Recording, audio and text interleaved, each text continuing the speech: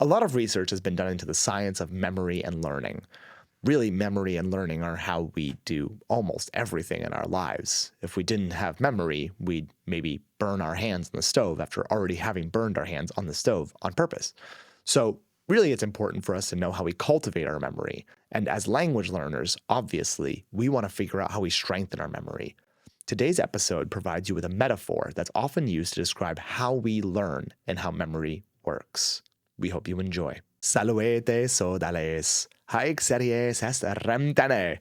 Es serie sermonum latinorum ad linguam latinam discendam. Mihi nomen est Andreas, et hodie de memoria colenda loqui velim. I'd like to talk with you all today about cultivating memory. Hodie de memoria colenda loqui velim. Memoria humana est res mirabilis. A miraculous thing, a wonderful thing. Res mirabilis.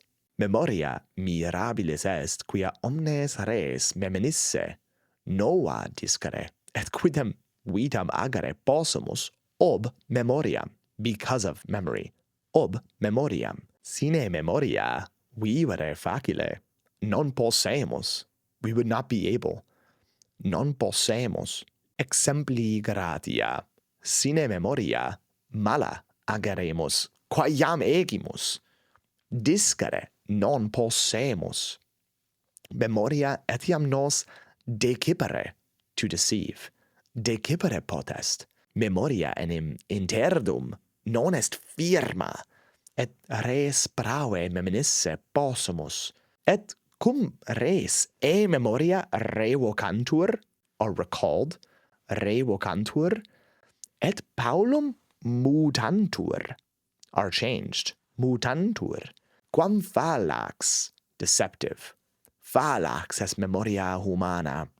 Hodie tamen de memoria fallaci loqui nolo.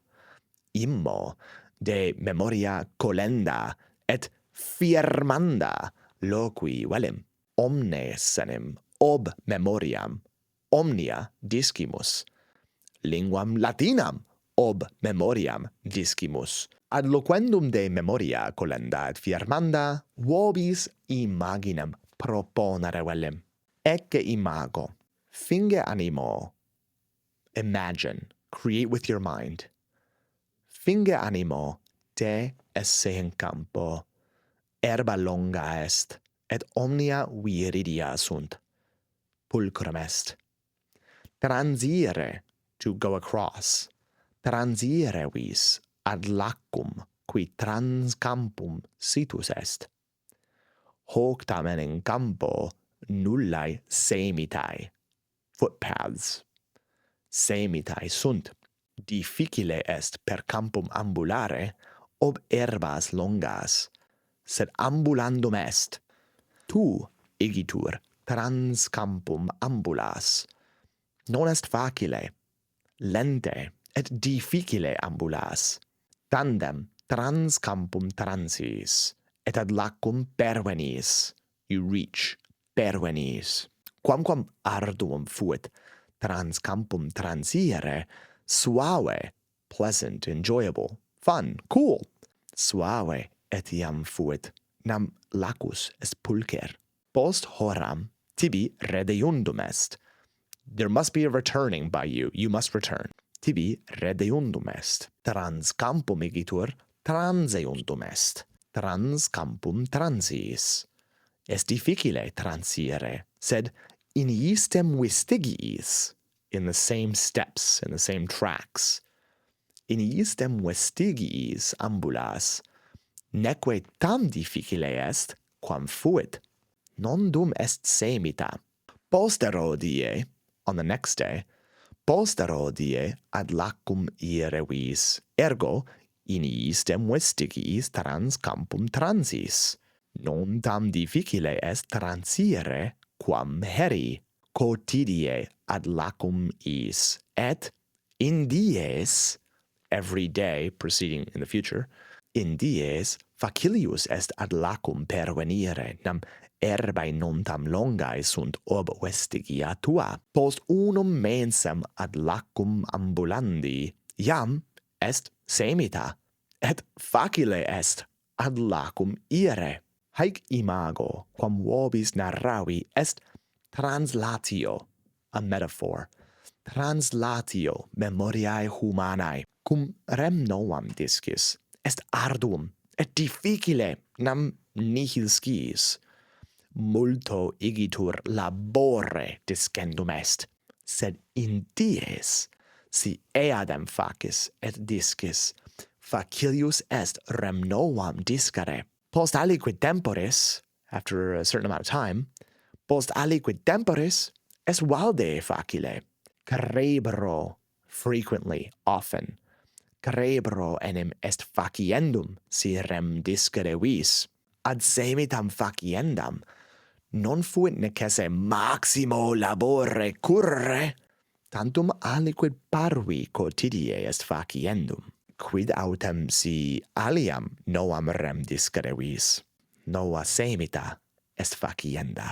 Et sic memoriam collimus, et firmam facimus. Sodales, manete, iterum totam rem dicam, calerius et sine vocabulis anglicis, nova enim semita est facienda. Salvete, sodales, haec series est Rem Tene, est series sermonum latinorum ad linguam latinam discendam. Mihi nomen est Andreas, et hodie de memoria colenda loqui velim. Memoria humana est res mirabilis. Memoria mirabilis est, quia omnes res meminisse nova discere, et quidem vitam agere possumus ob memoriam. Sine memoria vivere facile non possemus. Exempli gratia, sine memoria mala ageremus quae iam egimus. Discere non possemus. Memoria etiam nos decipere potest. Memoria enim interdum non est firma, et res prave meminisse possumus, et cum rese memoria revocantur, et Paulum mutantur, quam fallax est memoria humana. Hodie tamen de memoria fallaci loqui nolo. Immo de memoria colendat firmanda loqui velim. Omnes enim ob memoriam omnia discimus. Linguam latinam ob memoriam discimus. Ad loquendum de memoria colendat firmanda, vobis imaginem proponere velim. Ecce imago, finge animo te esse in campo. Herba longa est et omnia viridia sunt. Pulcrum est. Transire vis ad lacum qui trans campum situs est. Hoc tamen in campo nullae semitae sunt. Difficile est per campum ambulare ob herbas longas. Sed ambulandum est. Tu igitur trans campum ambulas. Non est facile, lente et difficile ambulas.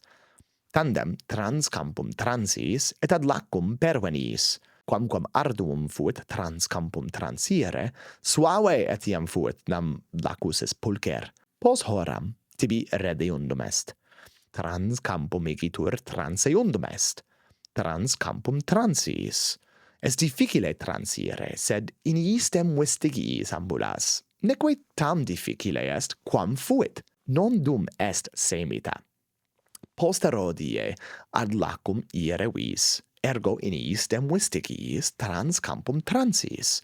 Non tam difficile est transire quam heri quotidie ad lacum is, et in dies facilius est ad lacum pervenire, nam herbae non tam longae sunt ob vestigia tua. Post unum mensem ad lacum ambulandi, iam est semita, et facile est ad lacum ire. Haec imago quam vobis narravi est translatio memoriae humanae. Cum rem novam discis est arduum et difficile, nam nihil sciis. Multo igitur labore discendum est. Sed in dies, si eadem facis et discis, facilius est rem novam discere. Post aliquid temporis est valde facile. Cerebro enim est faciendum si rem discere vis. Ad semitam faciendam non fuit necesse maximo labore curre, tantum aliquid parvi quotidie est faciendum.